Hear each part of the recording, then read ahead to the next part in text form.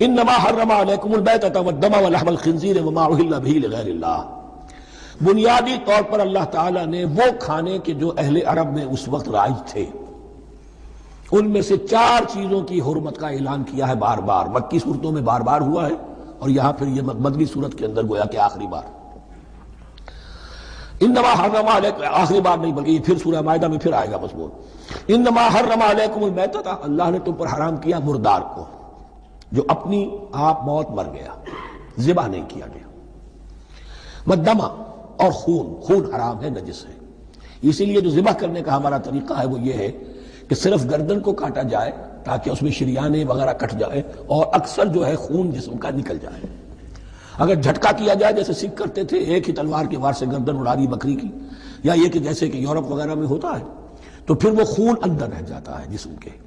اس کے اندر پھر وہ ایٹھن نہیں ہوتی اس حیوان کے جسم میں کہ جس سے خون جو ہے وہ باہر چلا جائے، تو وہ لحم الخنزیر، اور تیسری چیز ہے خنزیر کا گوشت، اور چوتھی چیز وما اہل بہ لغیر اللہ، اور وہ کہ جس پر پکارا گیا ہو کسی کا نام اللہ کے سوا۔ اب اس میں ایک چیز تو یہ ہے کہ جسی شے کو ذبح کرتے ہوئے کسی بت کا، کسی دیوی کا، کسی دیوتا کا تذکرہ کیا، وہ تو حرام مطلق ہو ہی گیا، اس کا گوشت کھانا حرام مطلق ہے۔ لیکن اسی کے تابع یہ ہوگا کسی بزرگ کا قرب حاصل کرنے کے لیے اس کے مزار پر لے جا کر وہاں ذبح کیا جا رہا ہے، پوچھیں گے تو ہم تو اللہ کے لیے ذبح کر رہے ہیں، تو اللہ کے لیے تو اپنے گھر میں بھی کر سکتے تھے ذبح، یہاں کیوں لائے ہو؟ اس کو تم نے کسی اعتبار سے اس صاحب قبر کا جو ہے اس کا تقرب حاصل کرنے کا ذریعہ بنایا۔ یہ چیزیں بھی اسی کے تابع ہو جائیں گی۔ اللہ کے لیے کرنا ہے تو ہر جگہ کر سکتے ہیں، ہم تو صرف ایصال ثواب کے لیے کر رہے ہیں، تو اپنے گھر میں بیٹھ کر کرو گے تو کیا ایصال ثواب نہیں ہو جائے گا؟ ٹھیک ہے اللہ، ہم یہ خرچ کر رہے ہیں، ہم نے یہ جانور ذبح کیا ہے تیرے لیے، اس کا ثواب جو ہے فلاں کو پہنچا دے۔